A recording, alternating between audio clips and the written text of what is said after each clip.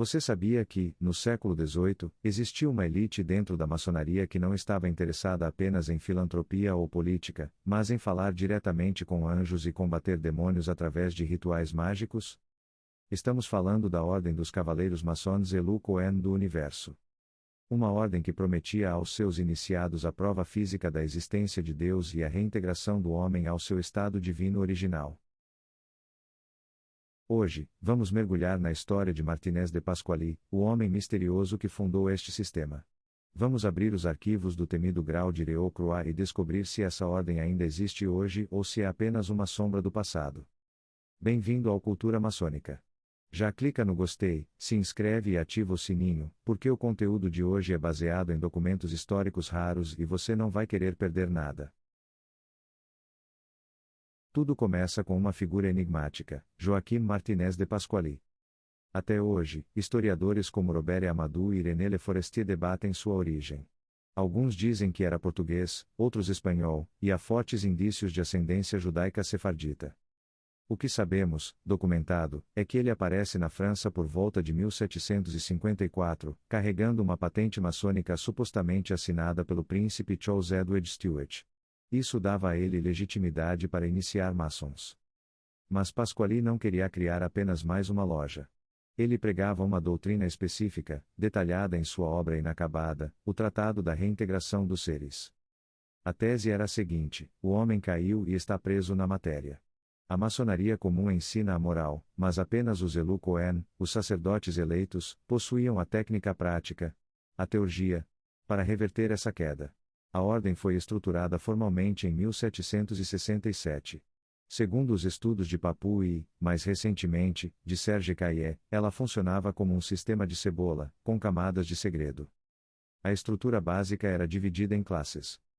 A classe simbólica, aprendiz, companheiro e mestre. A classe do pórtico, aqui começava o treino real. Graus como mestre Cohen e grande arquiteto. A classe do templo, com graus de cavalaria, como o Cavaleiro do Oriente. E a classe secreta, o topo da pirâmide, o grau de Reau-Croix. Diferente da maçonaria que conhecemos, nos Elu Cohen você precisava provar espiritualmente que estava pronto. Os jejuns eram rigorosos, as orações eram diárias e baseadas no calendário lunar. Mas o que acontecia no grau final, o Reau-Croix? Aqui a coisa fica séria. Segundo os catecismos da ordem preservados na Biblioteca de Lyon, o objetivo do Reau-Croix não era simbólico. Era operativo. O iniciado realizava complexas operações de teurgia cerimonial. Eles desenhavam círculos no chão com giz, usavam nomes sagrados de Deus e invocavam entidades angélicas. O objetivo? Obter la chose. A coisa. Isso mesmo. Eles esperavam uma manifestação visual ou auditiva, luminosos ou sons, que confirmassem que suas preces foram aceitas pelo Criador e que os maus espíritos foram banidos. Não era espiritismo. Eles não queriam falar com mortos. Eles queriam a confirmação da sua reintegração divina. Grandes nomes da história passaram por isso. Jean-Baptiste Willermoz, criador do rito escocês retificado, e Louis-Claude de Saint-Martin, o filósofo desconhecido, foram Reau-Croix ativos. A ordem, contudo, era centralizada na figura carismática de Pasquali. Em 1772, ele precisa viajar para a ilha de São Domingos, atual Haiti, para receber uma herança. Ele continua enviando instruções por carta, mas em 1774, Pasquali morre na ilha. Sem o mestre fundador, a ordem entra em colapso administrativo. Mas o legado se dividiu em dois rios que correm até hoje.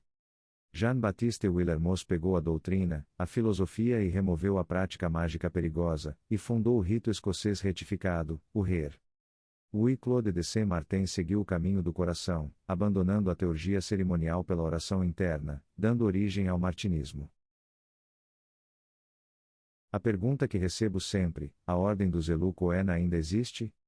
A resposta técnica é: a linhagem original ininterrupta morreu no século XVIII.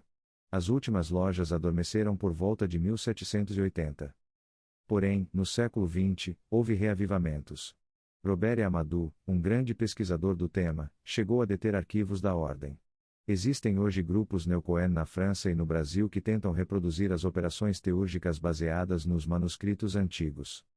Se são confiáveis? É preciso cautela. A operação de Ireau-Croix exige um equilíbrio mental e espiritual que poucos possuem. Como dizia Saint-Martin, anjos não vêm ao nosso comando, e demônios podem se disfarçar de luz. O legado mais seguro de Pasquale vive na filosofia do Hare e do martinismo, acessível a qualquer buscador sincero. E você? Teria coragem de participar de um ritual de evocação do século XVIII, ou prefere a segurança da maçonaria simbólica? Deixe a sua opinião nos comentários. Se esse mergulho na história oculta da maçonaria te interessou, inscreva-se no canal e compartilhe esse vídeo com seus irmãos. A história é vasta e nós estamos apenas começando. Até a próxima!